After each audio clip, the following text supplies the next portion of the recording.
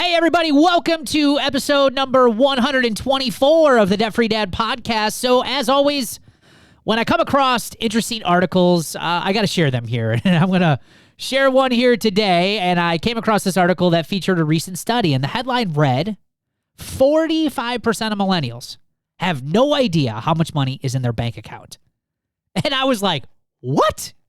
Even I was shocked by this. We are going to react to this study and some of the points that this study brings up, and we're going to share our thoughts. Stay tuned. Welcome to the Debt Free Dad podcast, where we're helping normal, everyday people learn how to save money and kick debt so they can live a happier and stress-free life. Now here's your host, Debt Free Dad, Brad Nelson. Hey, how is everyone doing today? You can find me on Facebook, Pinterest, YouTube, and Instagram. Just search Brad Nelson, Debt Free Dad. And welcome to today's show. So glad that you guys are joining us. And remember to get all the resources, show notes, and links for today's show, including our popular Life Without Payments free workshop. You can head over to balancesense.com/124. That's BALANCEDCENTS.com/124. So today we're going to be reacting to this article I came across and to kind of give you guys a little bit of an idea as to everything that's covered. I'm going to read this. It's not a very long article, but I just wanted to read some of the facts that they found in this survey. Pretty eye-opening stuff. So guys, before we get to some of the points here, I'm going to share this real quick, and then I'd love to get your take on some of this stuff. So here is the article. The article, again, is titled 45% of Millennials Have No Idea How Much Money is in Their Bank Account. This article is written by Chris Malore, studyfinds.org, and via Nexstar Media Wire. It was actually just posted not that long ago on March 13th, 2022. So it says this. It says, checking in on their finances is one of the last things on these millennials' minds. A survey examining how 2,000 millennials manage their money reveals the average young adult spends nearly 150 more hours a year scrolling through social media than actually monitoring their finances. That's not the only activity they seem to prioritize ahead of their cash or lack thereof. I like that little dig there. They're also more likely to play with their pets or search for a new TV show to stream than checking on their money every week. In fact, being on top of their finances came last on the list of activities millennials spend time doing, including, by the way, this is a good question. It is a valid one. Deciding what's for dinner. That's on everybody's. That's on everyone's list, right? But this last one, it came last. Guess what came before it? Caring for their houseplants. Wow. And they're just, again, rating their activities. Finances came last, even after caring for houseplants. That's fascinating. Some people love their plants, though, Brad. Yeah, they do. Hey, I love plants, too. There's nothing wrong with them. We're setting the tone here. Why are finances not going so well for so many people? Well, this might be why. You may have an amazing flower in your house, but yeah. All right. Finances appear to be a touchy subject for millennials, with more than a quarter of respondents admitting they only check their bank account balance once a week, 27%. Nearly half are unsure of the amount of money currently in their bank accounts, which is 45%. Conducted by one poll in partnership with Upwise, the survey found that the ease of making payments automatically may actually be contributing to the lack of awareness around their finances. Millennials use their cell phones, tablets, or computers to enroll on average of 5 monthly bills on Autopay, an automatic pay system used to track monthly costs. More than half of the respondents who use this feature admit they rely on Autopay to pay their bills, 57%, because of its convenience. 45% says it helps them save money, 39% because they have fewer worries about making late payments. 4 in 5 millennials say they're more likely to make impulsive purchases because they trust Autopay and will keep track of their bills. 81% of people feel that way. They're more likely to make impulsive purchases because they feel Autopay will keep track of their bills. This may explain why millennials are looking to take control of their finances. In fact, more than half, 51%, say that they would feel more in control of their finances if they relied less on Autopay, and 3/4 don't want to rely on others for money. That is fascinating. The article goes on to read a little bit more about the pandemic. It says 4 in 5 also think it's important to develop good financial habits at a young age, but it's not too late for those looking to be more in control of their finances now. Here's a quote: taking control of your finances isn't just a matter of keeping up with your monthly expenses. It's also about taking a proactive role in managing and developing healthy money habits, says Jen Kishel, vice president of Upwise at MetLife, in a statement. People tend to underestimate their expenses, especially when using Autopay. This is why it is essential to take a holistic assessment of your finances on a regular basis. Now, to keep track of their debt and savings, people are turning to financial planners, 50%. Heck, we sell a financial planner. It's called the Totally Awesome Debt Freedom Planner. They rely on finance apps, 48%, or trying to stick to a good old-fashioned monthly budget. 62% of those who've experienced increased debt during the pandemic have seen an additional $10,000 added to their debt versus 54% of respondents who have seen that amount added to their savings. Managing your finances doesn't have to be as intimidating or overwhelming as it seems. Tools such as financial wellness apps can be powerful resources to help take actions that lead to confidence and greater sense of control. Everyone deserves to feel good about their finances. Little steps can help free up the next hour, and the good news is that it's never too late to get started. And I cannot agree more with that last statement of this article. So guys, let's unpack this just a little bit. Short article, but man, some eye-opening stuff here. And I think the first one doesn't surprise me that much because, I mean, in Amber, we hear this all the time. We talk about it all the time. Amber's one of my team members. She works with me at Roots Personal Finance, and even just working with people outside of Roots Personal Finance, one of the number one excuses on why people aren't working on this stuff is they use the excuse that I don't have time. And I think the survey clearly pointed that out, right? I mean, if you are spending 150 hours per year scrolling through social media and you're prioritizing, again, your pets, which I have nothing against pets, TV shows, plants, nothing against those things, right? But if you're prioritizing all of that stuff over and above your finances, but then you look at the statistics of financial stress, and right now it's currently at an all-time high. It's the highest it's ever been. And yet all we have to do is just spend a little bit more time on this and it can make a huge difference. The reality is, it's crap, right? We have time. We have time for what we deem as important, and the things that we don't deem as important to make our seals better, we just say we don't have time, right? So, I mean, I'm 100% guilty of this when it comes to exercise and being healthy, 100%. I have a ton of awesome excuses about why I don't have time to do it.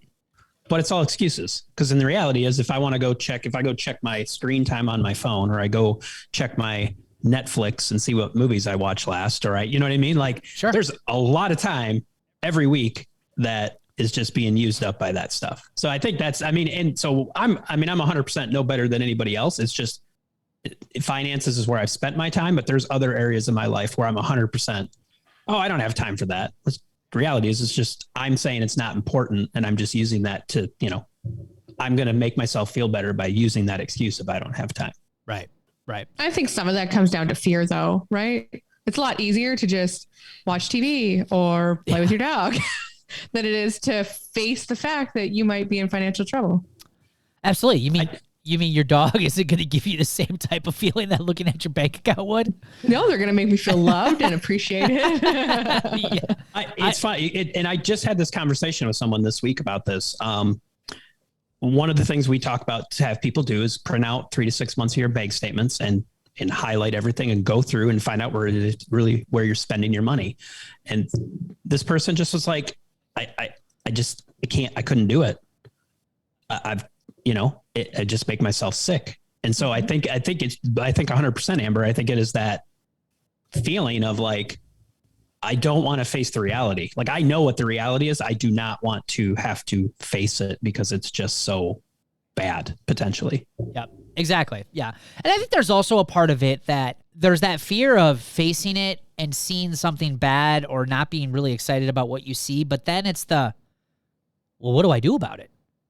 Right. You know, I think there's a lot of people out there who genuinely, they don't know what to do, right? So what a lot of people really resolve to is putting their head in the sand and just, okay, well, it is what it is, and they just keep doing what they're doing, right? You know, people are people really searching for a legitimate resource to help them, and I don't think a lot of people are doing that. I think they're trying a few things, and like we've talked about, we've read on this this last article that we reviewed. You know, again, most people are kind of looking at social media for financial education and friends and family and stuff, and they might get a few ideas, they might try a few things, and throw spaghetti on the wall and see what sticks. But I think that is what also holds people back. It's the fear of learning what they're going to find, but also it's like I don't know what to do. Like what? So rather than worry myself anymore about it, I'm just gonna ignore it, and we're just gonna keep doing what we're doing. Yeah, and I would agree, and I think too, when you think about like if that happens, right, you do face it, and you're like, oh crap, I'm really deep. I'm in trouble. Hey friend, I'm in really deep financial trouble. What do you think I should do? Oh, we all have debt. Let's go get a beer. Yeah, exactly. So what most people will do is just reinforce that it's normal. And so then you just ignore it because it's normal. Everybody's telling me it's normal, so I'm not going to worry about it. Right. Or it's also the opposite side of that too, where you may feel the shame and embarrassment where you're not willing to say anything to anybody because you're on social media. You're checking out other people's, they just went on a great vacation. Well, they just bought a car. They just bought that new house. Like, how is everyone else doing so much better than me? And here I am struggling. Well, I'm here to tell you, the reality is that the majority of them are probably struggling just like you are, right? And what they're putting on Facebook does not truly represent their financial life. If it represents the payments maybe they signed up for, but you really got to be careful looking out for some of that stuff. So it's interesting, though. I know that we put the front up there, I don't have time, but Amber, you're right. There's fear. There's shame, there's embarrassment, there's this fear of I don't know what to do, how am I supposed to fix this, right? I have other stuff going on. I can't have any more stress going on in my life right now. And we tend to ignore it. Well, hopefully you find a podcast like this, and we're here to help people get through some of that stuff. The other part of this was this whole set it and forget it, this Autopay stuff. And I see this causing a lot of trouble for people, especially as they first join Roots. And this is one of the reasons why we teach inside Roots. We also teach in our Life Without Payments workshop is the 5 daily financial to-dos. And if you want to learn them all, go check out the Life Without Payments workshop. It's free. It's on our website at balancesense.com. You can check it out. But one of the 5 daily financial to-dos is to be looking at your bank account every day. So you're looking for these auto payments because banks make a ridiculous amount of fees on overdraft or overdraft fees, right? Now, some banks are starting to get away from these things, but they're still going to find other ways to make money. Don't get me wrong. But banks make billions with a B, billions of dollars in overdraft fees for simply not paying attention to your checking account, all right, and your accounts. So if you got these auto payments coming out, you're not looking at your bank account and wondering what's going in and what's going out, and all of a sudden you're short, you're going to get hit with these fees. Like, part of those 5 daily financial to-dos is to get in the habit of looking at your bank account every single day. Not just looking at your auto payments, but also looking at what did I spend money on yesterday? Like, where did my money go, right? And starting to become more aware of your spending so that you can start to make better and more intentional decisions with your spending in the future. Like, hey, I don't like seeing how many times I'm going out to eat every week that I'm looking back at my spending. Like, I need to start fixing this. I need to start packing my lunch or setting a limit or whatever that is. Right. 51% say that they would feel more in control of their finances if they relied less on autopay, and 3/4 don't want to rely on others for money. I would guarantee you that you would 100% feel better if you weren't relying just on autopay. Now, I like autopay.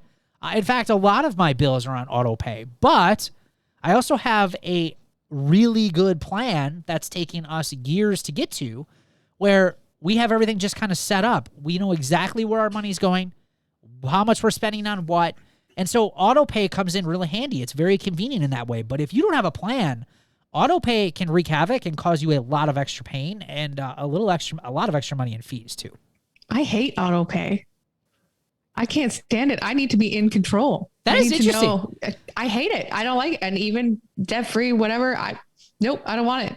If it doesn't have to go on autopay, it doesn't go on autopay. So wait, you're telling me you still sit down and you will go online and pay your bills? Or do you don't write checks anymore, do you? No, it's just all online. Okay. So you do it manually though? Yep. That's interesting. Okay. I hate it because I need to control it. If something happens, something comes up, guess what? I need to move some things around and I need to have that contral. Yeah. Awesome. That's interesting. It's just how I've always been. I have almost every, we're like the complete opposite. I have almost everything. I'm trying to think what don't I have on autopay? Nothing. Every bill that I have is on autopay. I don't think there's one bill, even my sinking funds. It's automatically taken out of the account. It automatically gets dropped in the buckets that we have. It like everything, our investments, like everything is so, it's just done. Like we pay ourselves for the month out of our businesses. And the only thing that we kind of auto pay because we have to is like groceries and stuff and gas. Like we have to pay for that stuff. Right. But yeah, that's interesting. Right. What do you guys do? Yeah, I would say we're kind of somewhere in the middle. So we do pay, I would say we probably pay half our bills, through just like online bill pay. And then I would say the other half are kind of set up for auto pay. I don't know if there's any real reason other than I've probably just been too lazy to put it on auto pay. I'm just like, just pay them. Yeah, just it takes me 5 minutes. It doesn't take me long, but some of them have been, where we get a discount, sometimes if we do auto pay or we might get a little bit of a discount because they don't have to send paper bills or things like that. So yeah, right. So yeah, now that I'm thinking about this, so I would guess the only things that we don't have on auto pay would probably be like medical bills. Like we just had the dentist last month. We just got a dentist bill yesterday. So like that's not on auto pay, obviously. But we'll do online bill pay, and right. I'll schedule it out. But yeah, the majority of our stuff is on auto pay. So I think you can take advantage of auto pay if you're someone like me, who really likes the convenience of that, but you really have to have a good plan for it. As far as pandemic debt is piling up for millennials, 62% of people who've experienced increased debt during the pandemic have seen an additional $10,000 added to their debt. And the reality is like when you think about this, if 45% of millennials aren't checking their bank account, when you don't manage your money is going to manage you, right? And unfortunately, it's going to manage you right into debt. And again, I get that the pandemic added on a lot of undue stress. And I'm not saying like even with a good financial plan, depending on what industry you work in and things like that, I mean, you still may have taken on debt. But the reality is that, at least from my experience and the people that I've been working with and our Roots members, people who went through the pandemic over the last couple of years, the majority of them were able to weather the storm pretty well. Because again, they had done a really good job building their emergency funds, having a good budget, had really good control of their spending, had a plan that they could depend on. Very much like Amber said, when something hits, like a life storm hits or a crisis happens, like they were able to, move things around, change things up. Like when you don't have a plan, though, you don't really have those opportunities. Like you are crossing your fingers and hoping we make it, right? So by having a good plan and paying attention and knowing what's in your bank account on a regular basis is going to help prevent a lot of those things. And then last but not least, you got to be intentional, like we've been talking about. I don't think that there is this set it and forget it feature. Like I mentioned, all of our stuff is on auto pay, but that doesn't mean like I'm not looking at my bank account on a regular basis. I'm not double checking that things are going right. Not double checking, like just all of it. Like we're always hands on. It's not like, I start the month and then at the end of the month, I'm like, where do we end up? No, we're actively keeping track of where we're spending our money, where our money's going. It may go automatically, but we're double checking that it is actually happening. And I think it's interesting, and the article is pretty short. It doesn't dive into it, but you talk about set it and forget it feature. I mean, they talk about just auto pay, but are they talking just bills? Because I think it's also like, and I've been guilty of this. It's also all those little things, the Amazon Music subscription, auto pay, we just recently bought a new printer and the old printer we had a monthly subscription to ink. And so we would just get new ink when we need it. We didn't have to go buy it. Well, I got yelled at from the wife because she's like, we need to cancel this. It's only $6 a month, but it's an auto pay feature. Right. And so it's a lot of that stuff too, where it's like set it and forget it, but you still got to make sure you're budgeting for it. And that all those small little auto pays that may be not just like a car payment and the bigger things, but all those other little things that you're putting on auto pay. That you have a budget in, because all of a sudden those can add up, to $200, $300, $400 a month in all these little auto pays that you have going. Yeah. We call that death by 1,000 cuts around here, right? Yep. We see it all the time inside Roots Personal Finance. Yep, great point. So as you get your finances in a better place, it gets easier. But like we talked about, and the reason why we wanted to bring this article up is there's value in being intentional. And if you're not intentional, again, these individuals saw $10,000 added in debt. I mean, these are the things that are happening. Like, you got to pay attention to this. And yes, you can still love your plants and your dogs, and you can pick out what you want for dinner. There's nothing wrong with any of those things, but give your finances a little love too, and they're going to love you guys right back. Hey, if you love planners, this is for you. But you know why planners frustrate me? Because they only really get it half right. Now, sure, they're really good and fancy about helping you manage your time, which is really important, obviously. That's what a planner's for. But where they get it wrong is money, the second most valuable resource in our lives. Most planners don't include any financial planning. Things like, keeping track of paydays, bills, due dates, spending, yearly expenses, budgets, cash flow planning, debt elimination plans, and goal planning, right? None of that stuff. That's a real pain. And then what? Then you got to create your own in some silly binder, right? And who has time for all of that stuff? So instead, what happens? Nothing, right? A lot of people tend to ignore their finances even more, and things only get worse.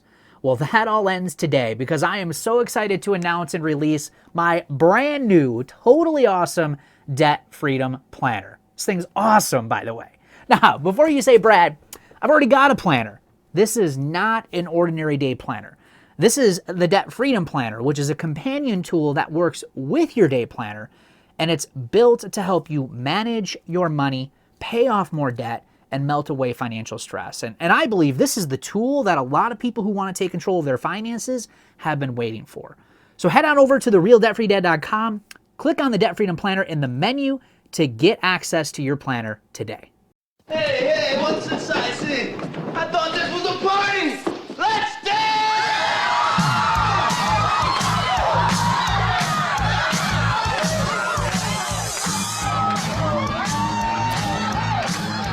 All right. That sound means it's time for the celebrations of today's show. And today we are kicking it off with Matthew Clymer. Paid cash for a dishwasher. I love this celebration, by the way. Paid cash for a dishwasher and installed it myself. We'll see if we have to file an insurance claim next week when my shoddy work floods the house. Matthew, that's a great way. By the way, I got to just share this quick story. So I don't think I shared it. I think I've talked about it. I was going to share it. This is a perfect time to share it because it relates with Matthew here. So when we first moved into this house a year ago, and by the way, as we're recording this, is a year ago since we bought our house. There was we had a little bit of a leak on our bathtub. So I went, I changed all the parts out and everything. Well, when you put them, again, I'm not a plumber or anything, so I don't know the names of any of these things. Anyways, when you put the mechanicals of the actual, shower knob that turns the water from hot to cold, like the mechanicals on the inside. Well, there's like a pin, like you slide this little cartridge into the mechanical part, like the pipes that lead all this stuff. And then there's like a little pin that holds that cartridge in. Well, I didn't put the pin back in. So I tell my wife, who's downstairs by the water main, I'm like, all right, Sarah. I was like, we're ready to go. I got to test it. Just turn the water on. So she turns it on, and nothing happens at first. And the handle's on. Everything's put back together. I turn the handle on, and the pressure comes out. It completely blows the whole handle off of the wall. There is water spraying all over the bathroom because I forgot to put the pin back in the cartridge that holds the cartridge into the pipes. So, Matthew, you're probably not far off. If you're anything like me, it's good to have insurance just in case. Anyways, we got it fixed. It works perfectly now, but it took me a few tries. That was always a funny story for us. Nancy Manaz paid off medical bills, and my husband is having cataract surgery on Monday, and they told him that we needed to make sure we had a $414 for the copay. Guess what? Cash in the checking account, ready to pay for that. No credit card, overdraft, or emergency fund being used. That is amazing, Nancy. Huge win for you. Congratulations. Jennifer Foster, I paid off my smallest credit card and posted about it here in the group and got a bunch of loving responses. Thank you all for the love and support. Awesome, Jennifer. Here's some more on the podcast. Congratulations to you. Mabel Smith paid off my second credit card. I've got my emergency fund of $1,000. Savings is at $750. Got a $2 an hour pay increase. No extra or unnecessary spending on anything this week. Mabel, huge wins. Congratulations to you. Heather Marie made final payment on a medical bill. This week, I rolled that payment into my credit card payment. Awesome. Great job. Vicky Schwagel, I paid cash for my annual $151 car sticker this week. Awesome. Huge win. Way to save up, pay cash. Congratulations to you. And again, congratulations to all of you guys who are working your way out of debt and reducing financial stress. And remember, to get all the resources, show notes, and links for today's show, head over to balancesense.com/124. And again, thanks for hanging out with us here today. We love your feedback, and it also helps us grow our podcast. So please leave us an honest review. We read every single one of those. And as you guys know, the Debt Free Dad podcast is here to help you live a happier and stress-free financial life. So if you know someone who could benefit from our show, hey, please give us a share. We would appreciate you. And we will see you guys on an upcoming episode. Take care.